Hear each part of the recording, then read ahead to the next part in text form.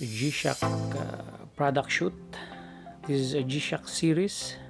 Right now in front of you, this is a tough solar G-Shock mud resistant. So I will be taking several shots of this watch. So stay with me. I'll be doing a stock photography. So maybe I will take 6 frames of this one, and I will be stitching it on Photoshop. Okay, so I will be starting from here, right? So when I get a sharp point, I will take a photo, then move the focus, then take a shot, then move again, then take a shot, move again, take a shot of the focus point, take a shot again, so until I see all blurred. Okay, it should be sharp. That's why we took several shots on it. Then we will be stitching it in Photoshop. Alright, so I'll be showing you later the finished product of this one.